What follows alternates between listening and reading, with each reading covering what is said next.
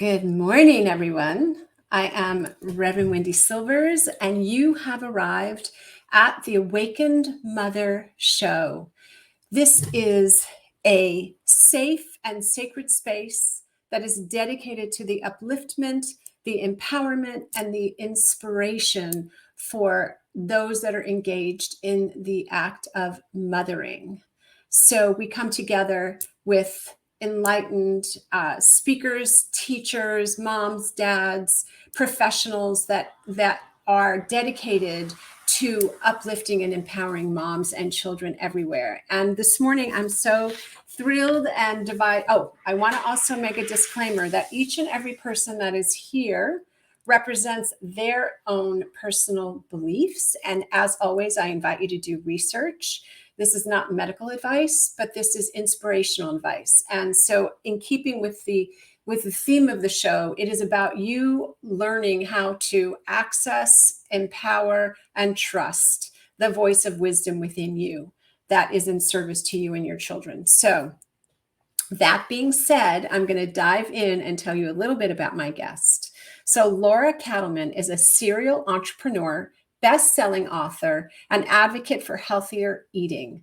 Laura began building businesses post-college, first with Boston Brownie Company, a highly successful gourmet baked goods brand she launched in 1980, and then in real estate as the owner and manager of a multi-unit properties. In 2013, Laura revisited her passion for sweet indulgences as a bar and cookie co-packer, where she became more aware of the negative effects sugar had on her diet. Yeah, we'll talk more about that. Noticing a void in the marketplace for better-for-you treats, she developed her own line of low-sugar organic protein bars and launched the Boo Foods label in 2016. That's for you, Boo.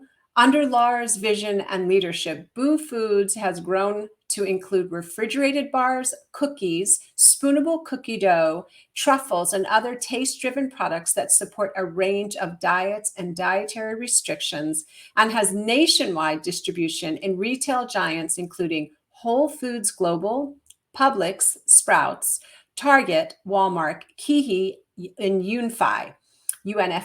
Laura also shares her thought leadership on breaking food addictions and healthier eating as the author of Skinny Thinking 2010, which is now a best-selling collection on Amazon.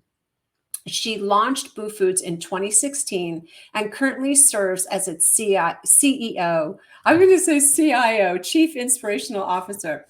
And she developed her own line of low-sugar organic bars and other snacks under Boo Foods and has been in production for the brand since 2016.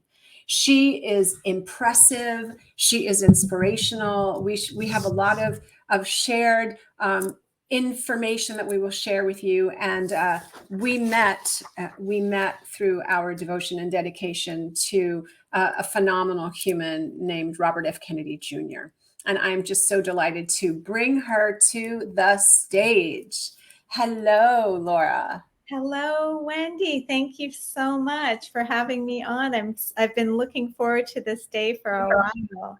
Oh, well, I'm just so delighted that you are here, that we are going to dive deep into this topic around health and healthy eating, because as busy moms, it is such an important aspect of taking care of yourself and your kids to provide them with nutritionally dense foods, and also to make sure that it's organic and healthy. You know, when you look at what's served at schools, right? Like, don't let us get started on that. What's at schools and how kids just need that burst. So I would love for you to share about Boo Foods, which I love that name, and also your path with stepping away from food and sugar addiction. Thank you. So yes, you and I both share the love of the mother. Yes. And Boo is actually a Sanskrit word that means earth or of the earth. And of course, we know that the earth is the ultimate mother, to whom we owe reverence, allegiance, gratitude, all of that. So the inspiration for starting the company was honoring the mother. Mm. And so that all of the ingredients in the foods that we make are, first of all, infused with the love and nurturing of the mother energetically, as well as, the ingredients being, super clean label, pure, supportive, all having strong nutritional value, no junk, no fillers. Because when I started the company, the feedback I was getting is, first of all, you can't start a bar company unless the ingredients cost no more than $0.25 per bar. What? And it's like, I can't put sawdust into a bar for $0.25. It's like, there's nothing that I would want to eat. There's no bar out there that I would want to eat if the ingredients cost $0.25. No. So I had the opposite paradigm, which is, how can I make these the most nutritionally dense, the healthiest, taste great, but no compromise in terms of health? Is that possible? So that was the internal challenge. So there's no compromise on the taste, party in the mouth side, and there's no compromise on the nutrition and either. Wonderful. So I know that your book speaks about sugar-free, or freeing yourself from that addiction to sugar. Will you share a little bit about your journey with that, please? That is a sad tale. That's like, so it's very redemptive, because look what emerged out of that. It's kind of like, how when you live your life, you don't know what's going to come up next. You might feel directionless, but somehow when you look back, it's almost like you can see all the breadcrumbs and how everything links together. Yes. And that's, I think, very true of my life. But in my family, it's like everybody thinks their family is normal, like everybody else's family is like that. So in my family, sugar was a food group. We had this, like in most kitchens, floor to ceiling pantry where people put their staples, the rice and the beans and the soups. And in our pantry, it was floor to ceiling candy, chocolates, just sweets.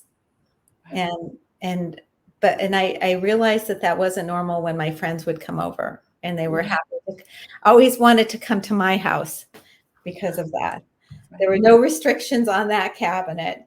And then in the garage, we also had a full-size freezer, like a refrigerator-sized freezer. And in there we had our ice cream. And these were not the half gallons that you get in the supermarket. We actually went to the thrifty stores as if we were running an ice cream shop to buy wholesale 5-gallon tubs of ice cream. And this is like, we had a family, 4 kids and parents. So not a huge family, but it was just every opportunity to eat ice cream. After school, you'd eat ice cream, big bowl of ice cream. After dinner, big bowl of ice cream. So that was my life. And everything seemed fine until it wasn't fine. So for some reason, my siblings didn't really get addicted to sugar, but I did. So I think there's a relationship between your frequency of consumption and just the volume of consumption that leads to that addiction. So it's fascinating to hear that. I think some of us have that addictive gene that other people can have it and they don't have any kind of issue, and then other people do. And it's fascinating too. I can't imagine growing up like that. I mean, I started my first diet when I was 12, and I did not need to be on a diet, but I remember, there was so much emphasis on the body in my home, and being overweight was not a good thing. That was just like not a good thing. And my grandfather was a compulsive overeater, and early on had been well, that's for another story. So it's fascinating. So what led you to, because I know that with the experience of addiction, it becomes so, it takes over your life because it's constantly, like talking to you. What was it that allowed you to transform your life? Was it your spiritual practice? What was your like, this is just, I can't do this anymore Yeah, moment? just well, first of all, I just wanted to say that you and I have spoken before this, and there's so many points of alignment in our histories and our being. So this is just another one, Wendy. It's like in my family, being overweight was not an option. I had 300, members of the extended family, and one person was overweight, and Mm, everybody talked about that one person, right? And then my mother, who's a twin, who has a very different body type from mine. She was just kind of straight up and down, very, mhm. ectomorphic, thin body type. And she was a dancer. So she was very thin. And I also danced. So in dance, you weighed in once a week. And so I was constantly getting the feedback that I needed. Well, I was fine as a kid, but then there was, that kind of puberty thing happened. And then all of a sudden I couldn't eat the same way, without gaining weight.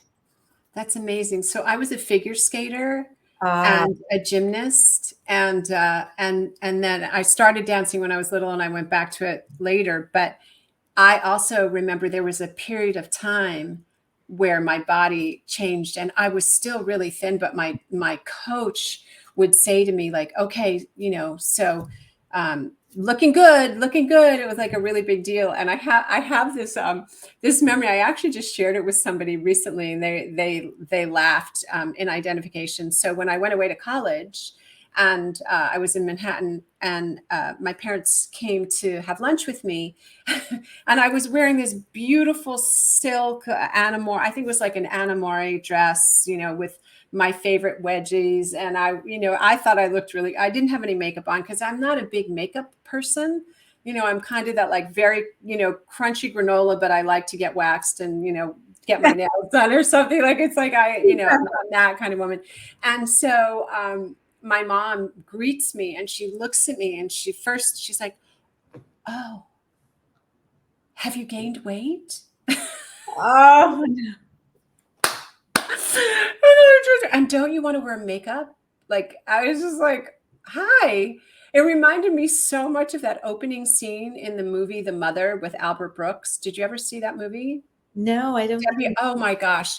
For me, it made me laugh. Like, my husband often says, I've never heard you laugh like that, because it's called The Mother with Debbie Reynolds, and her son drives from Albert Brooks drives from Los Angeles to San Francisco, I think it is, and straight, which is a long drive. And she has it's two sons, and she favors one of the other kids pretty clearly. But he arrives after this really long drive, and he gets out of his car and walks up, and she's like, "Oh, hi, honey, I'm on with your brother. Oh, you look so tired." It's like, geez, Louise. So I appreciate what you said. And then you decided you were going to break the cycle, it sounds like, of what? Well, it took me a while to suss out what the issue was. Mm, So at first, okay, so like in dance school in high school, that the teacher, I remember going up to the teacher and saying, okay, so you say I weigh too much, so what should I do? And she said, well, you should do pushaways. And I said, pushaways? What are pushaways? Push yourself away from the dinner table. Like, basically stop eating so much. oh, that's great. Okay. So then I started dieting, and I remember, and because I had a driver's license, I would sneak away to go to these diet doctors who gave you pills, and who Oh, knows yeah. what was in the pills, and injections, and none of it mattered. What I knew mattered was having my body look the way, you know, my family thought it should look, society thought it should look. And it was also the 70s when Twiggy, Uh, the style was being very thin, and that's not my body type. Gosh, it's just so insidious.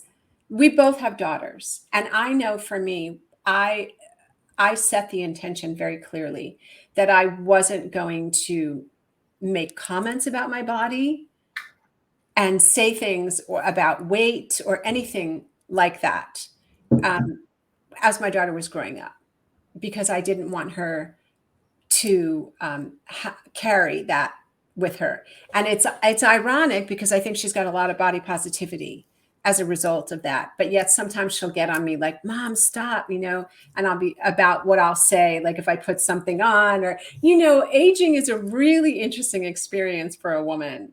And so, there'll be sometimes I'll be like, oh, wow, look at that or something. So it's so important to really pass on healthy messages and healthy eating, which is why I love that you created. I mean, you're a phenomenal businesswoman and a heart-centered businesswoman. And as a serial entrepreneur and the work that you do today, and both in your volunteering and then also in the business. And I love that you created this line to assist mothers and parents, and busy people with Boo Foods, but also for kids, because I remember this very, very specifically. So I breastfed my daughter for 3 years. Oh And my the first year of her life, I did not introduce sweets. I introduced vegetables, and then I introduced some fruits. I mean, I wasn't rigid or anything. It was very healthy. And then she went to a birthday party of a friend's who's the mother of her own acknowledgement said she had food issues. And I was like, okay, well, we all have something, like, clearly you're aware of it, you're addressing it. And I walked into the birthday party. My child had never seen that much sugar. It was probably akin to what you were talking about, like the pantry. There was so much sugar. And I was that mother that brought organic, healthy desserts to the party. And my daughter would be like, please, mama, can I have like something? And it was really challenging to like provide that. But Boo Foods doesn't look different. It's beautiful. I've seen it at Whole Foods. So can you say a little more about the composition of the protein bars and the variety and what your experience has been with moms and kids?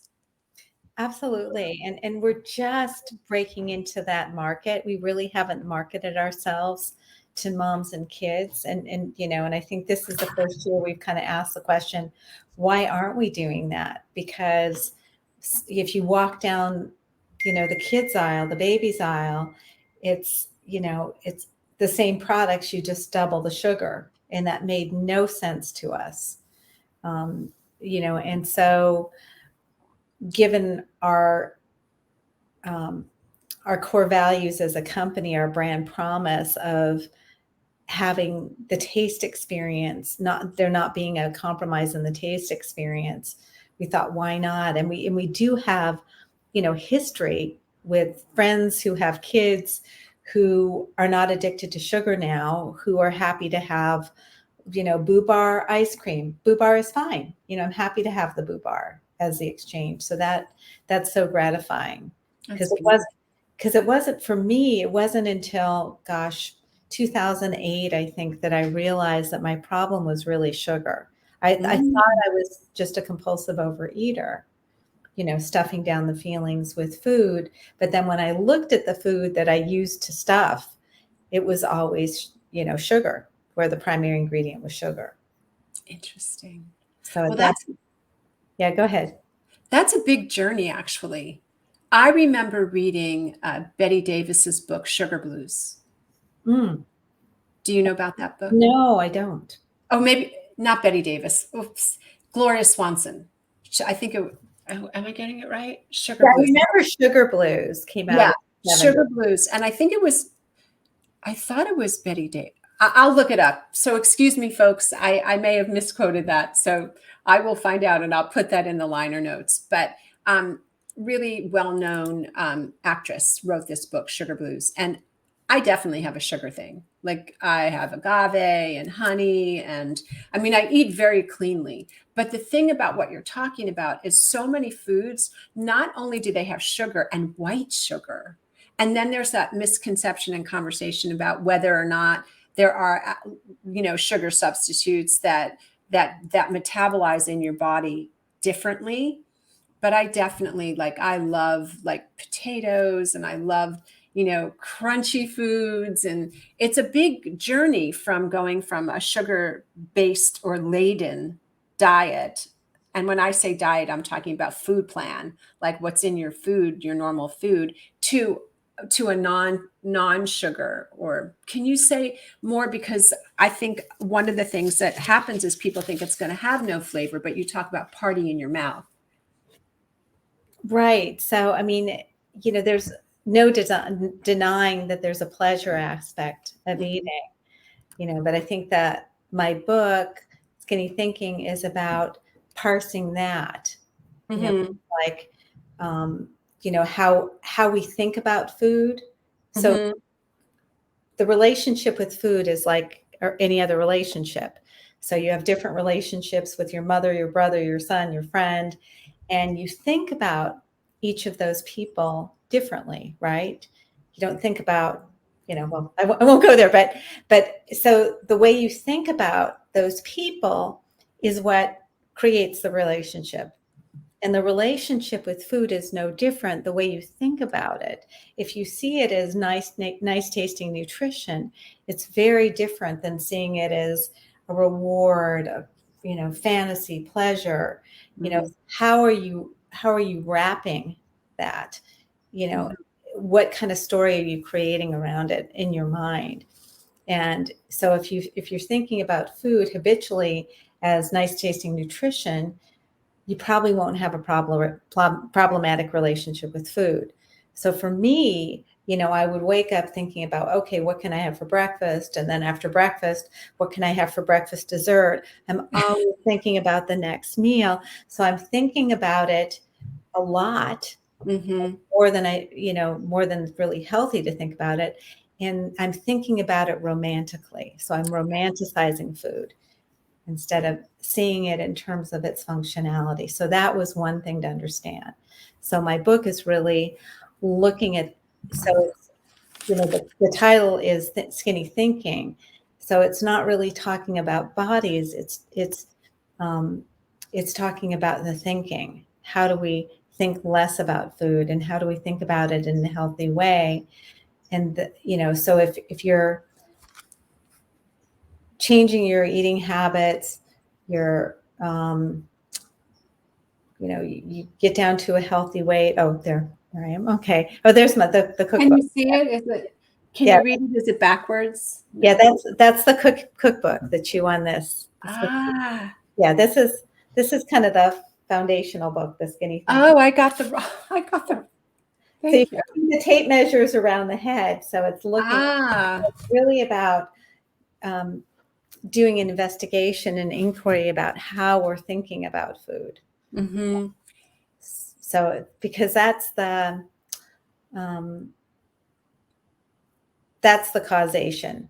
A troubled food relationship starts with there. Yes. Yeah. Right between your ears. Yes. And it's a habit. It's an emotional relationship with food that usually starts when we're very young. I mean, I remember getting upset and getting giant bowl of ice cream, going back into the back edition, watching TV, eating that ice cream. So that was how I would take care of myself and kind of mother myself through that food, through that. And so the impulse was a loving impulse to want to take care of myself. And at a certain point, the teeter-totter swung, to the other side, and created this, weight gain, low self-esteem, depression, just a lot of emotional swings and negative consequences in my relationships. And so 2008, I really had to, kind of a reckoning with, it's like I really have to look at how I'm living my life and to make some changes, because the consequences to my relationships were severe at that Can you point. say more about that? Yeah, I mean, it really caused strained relationship with my marriage at the time and with my daughter, because I was just, not only was my weight yo-yoing, but my emotions were, I was on top of the world. It just, my emotions followed the addiction cycle of, Mm, the, pain point, craving, indulgence in the addictive substance, which for me was sugar, the momentary relief, the crash, the pain that comes from that, the self-loathing, self-deprecation from indulging in being out of control around a food group. Um, mm. and I think the other thing for, I think particularly women, because I think this is skewed more toward women, not entirely, but we chastise and castigate ourselves for not being able to control ourselves around sugar, when in fact sugar is a drug. It's not a food. It's designed to, there's no way to get satisfied from eating sugar. There's a satisfaction that comes from eating balanced meals that have the right nutrients and, fat, carbs, protein. But when you're eating sugar, you can keep eating and your belly will be full and your mouth will still want more, because it's not a food. Wow, that's such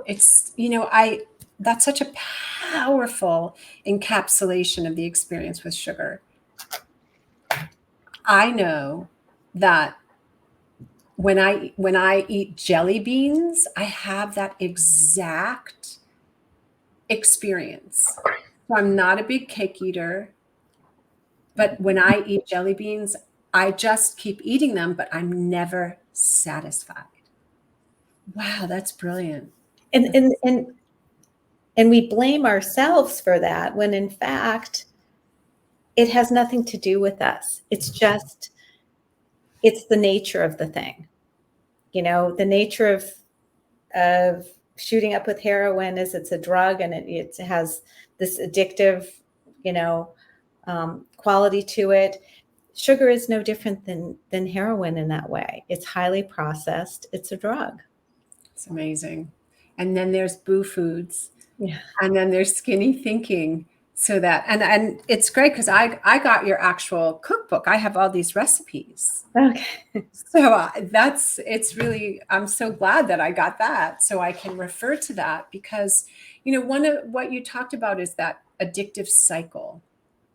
And it happens with relationships, it happens with substances, with processing, that you're looking for something outside of yourself, so you indulge in it, and for that one you know nanosecond or more, there's a sense of fulfillment, and then it's the crash and the self-loathing, the self-hatred, and then it begins again until you're having a relationship with this thing and not the humans around you.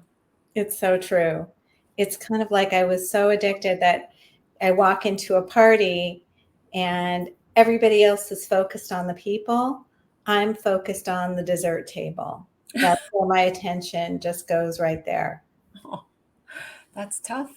And That's I really tough. think that there's such a clear overlap between, mindfulness, meditation practice, inquiry, and, looking at addiction, to see the intersection there, because there's a delusion that happens with addiction. So, and it's an egoic relationship. We get hooked on the thin sliver of truth around food, which is that it tastes good, but we exclude, so we have this very myopic experience of the sugary food, rather than seeing the whole picture, the whole truth of what it means to overeat that food, which is, the self-loathing, self-deprecation, the weight gain, the, unhealthy experience in the body of overeating that food. So it's just we're not telling ourselves the truth. So that's part of what the book is about, is telling ourselves the whole truth about the experience, rather than the ego's version of the truth, which hooks us, that kind of the immediate gratification piece of it, rather than, you overeat this and then here's your experience over the next couple of days. So I just want you all to take a breath with me, because that was some powerful teaching right there. That is so profoundly true. And it is the mindfulness that when you can sit in the stillness and be an observer, which takes practice, because when you first start to meditate and engage in a mindfulness practice, you're very much in it.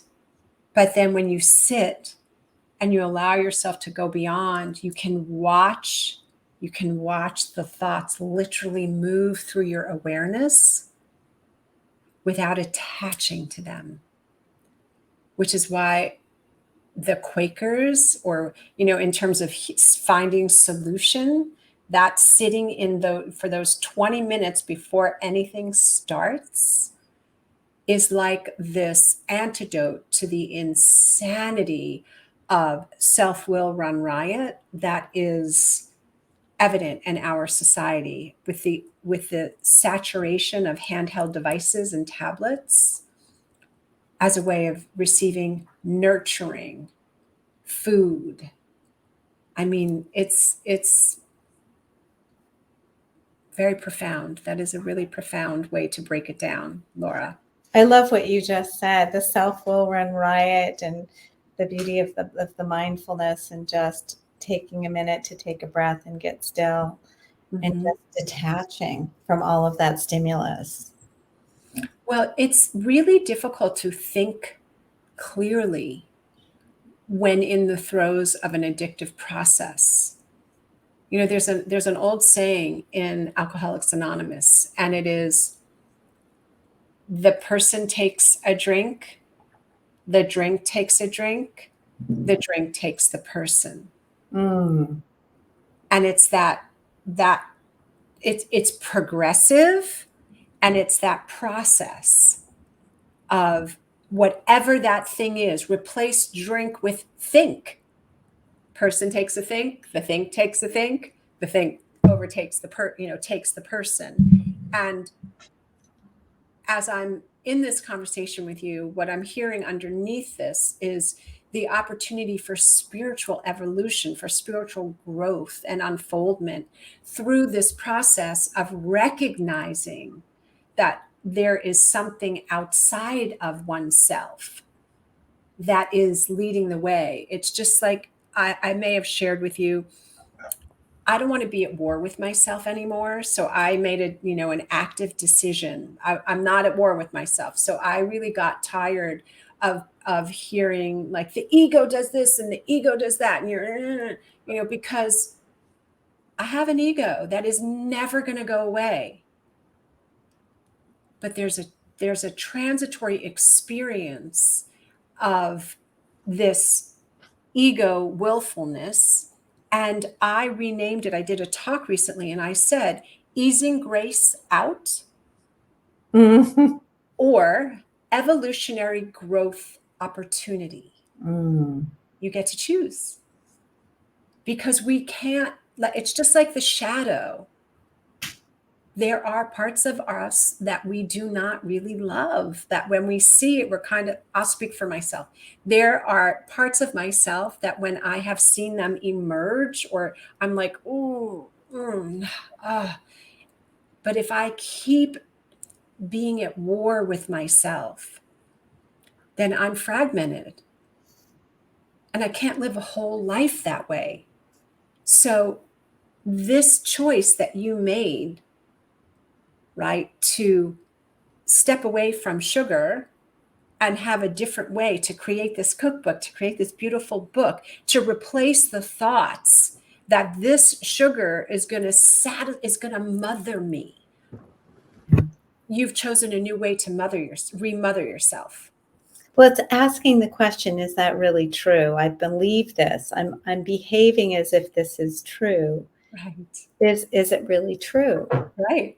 And just um, being sort of, prosecutorial around it, and doing that kind of, deposing myself. Is that Yeah. really true? Yeah. And Yeah. I love it. Reminds me of Byron Katie's work, yes, yeah, right? I love Is that. this, yeah. Is Yeah, this true? Is this absolutely true? And what's so wonderful about what you're offering people is you're offering them an opportunity to make a different choice. it's true. It's kind of once that inquiry happens and there's a crack of doubt, it's like, okay, I'm operating as if this is true. But then when I investigate, I find that, gee, it's not necessarily true. So that creates this crack of doubt. And then the whole thing just kind of falls apart at that point. And I'm glad you brought up Byron Katie, because her work played a huge role in Mm, the evolution of my experience and of this book. So, and I relate to what you were saying about the ego too, because it's like it served, it was a loving impulse when we were little, a loving and protective impulse. So there's no point in making it the devil, demonizing that. yes. I mean, I have done that. I don't know about you, but I have been my judge and my jury for decades. I mean, and I have not been lenient. I am not a lenient judge and jury towards myself. I am towards other people, which is why I can do the work that I do. But along my journey, I really got to see like, whoa, wait, back up. Like, what are you doing to yourself? Yes, yes. And it's interesting too. I think that as girls and as women, we um, we do that to ourselves. It's part of our nature. I think the politeness training that we receive as girls, and how we're taught to be, kind outside always. Um, now is the opportunity to turn that around and be kind inside. Yes.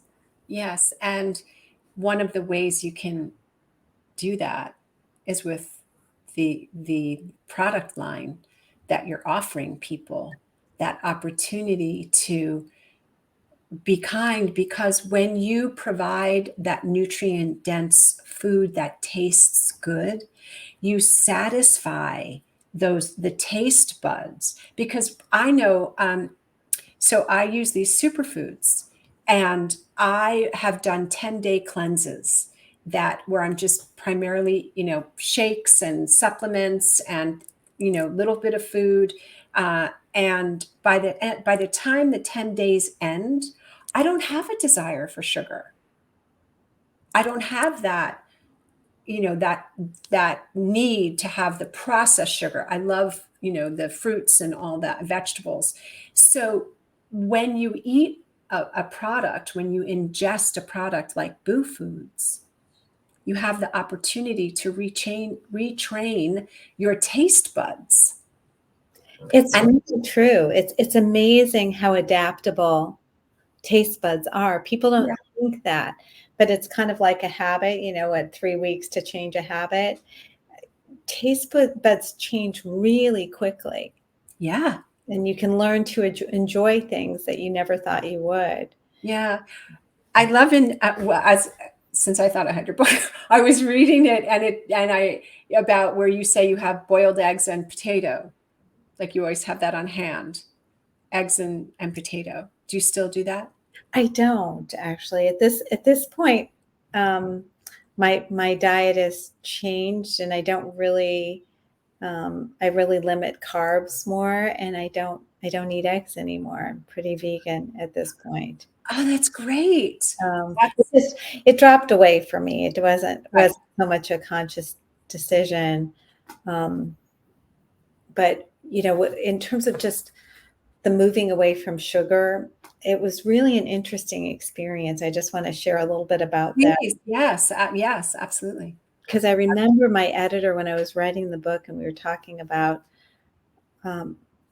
dropping sugar. She's like, don't say that. People don't want to hear about eliminating sugar, that cutting down, restricting, yes, but not eliminating. But what I found was every time I tried to limit my intake of sugar, I couldn't do it. And then I would put myself down for not having enough willpower to be able to do it. And yet when I eliminated sugar, it was so much easier than trying to cut it down. Because when you eliminate something, you stop thinking about it. And if you stop thinking about it, you can't desire it. Desire comes from thought, right? So, and if you can't desire it, there's no suffering. Suffering comes from desiring something that's not there, that's not available. Yes. So my experience is it's a heck of a lot easier to eliminate sugar than to cut back on it. And I'm not talking about not eating Thai food or something. It's where sugar is the primary ingredient, like a cupcake or a cake or cookies or something like that, or donut. I don't do those anymore. That's great. Well, I know that organic and non-GMO, glyphosate-free foods and oftentimes vegan ingredients are very good for most everybody's bodies. So, and it makes sense about the elimination. I think that makes a lot of sense. It's, and I don't know why I'm referring to, but, if you think about like AA or you think about other substance or process addictions, it's a lot more difficult when you're, limiting it. And so I appreciate what you're sharing. And also, the thing about food is it's food, just like money, is something that you deal with every day, in and out throughout, your entire day. You're dealing with this. So to get a handle on it and to have something you can reach for that's really healthy is so paramount. So can you tell people how they can connect with you and Boo? Absolutely. Well, we have a website. It's BHU is how you spell our name. So Boo Foods with an S.com is our website. We're on Amazon as well. We're also in Whole Foods and Sprouts, Jimbo's in the southeast. We're in Publix. We're in Wegmans on the East Coast. We're in Natural Grocers across the West. So a lot of places to find us. We're in all of the Whole Foods, or should be in all of the Whole Foods. Okay. Across the country. Well, what a businesswoman. I mean, I want to talk to you about that. Was your daughter young when you started your businesses? Did your daughter grow up with a working mom? Or did you transition? She did. I remember when I had the business on the East Coast with the really decadent brownies, Boston brownies, and we had different bakeries that would make the batter for us and ship in the batter, and then we'd bake it off in the store. And I remember going into the back room and sitting on a pallet of bags of flour, nursing her. Oh, wow. It was like she just was, I took her everywhere with me when she was little. Yeah. That's beautiful. Well, I've got a non sequitur that I want to mention. Yes. Forget that I just learned about yesterday, that just something to watch out for, because I would imagine a lot of your viewers are into organic food. Yes. Something else, you feel safe when you're eating something that has that organic label. There's something new that Bill Gates is the source of. There's a label on your vegetables and fruits. I think it says Paro or something. It's a green label. It's different than Apeel? Is that what it is? Yes, Apeel. Yes. Oh, okay. Okay. Yeah. Okay. So you already know about it. No, but please tell everybody, because I haven't spoken about it with them yet. So please. Yeah. My understanding is it's on the food. It's got this coating that is supposed to be citric acid based, but then if you look at the ingredients, it doesn't name all the ingredients. And then there are instructions that when you get this, you just wash it off with soap and things like that. So to be mindful of that, Yeah. that label. So I'm going to make sure I don't buy anything that has that Oh label. my goodness. Yeah. Oh my goodness. Yes. Thank you.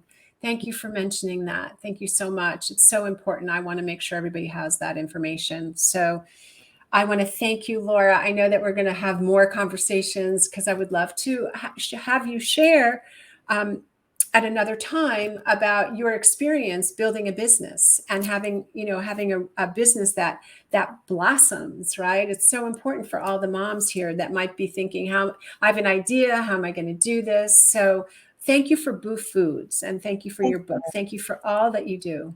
Thank you so much for having me, Wendy. This has been so much fun to talk to you, and I look forward to continuing the conversation. Thank you. Me too. Thank you so much. Yes, thank you. And so, everyone, as always, I invite you to remember that you are powerful beyond measure, loved beyond description, and a force for good in the world. So go forth and spread your magic. Like, share, and subscribe to this podcast. And I look forward to seeing you next time. Peace and many blessings. Thank you. Mm-hmm.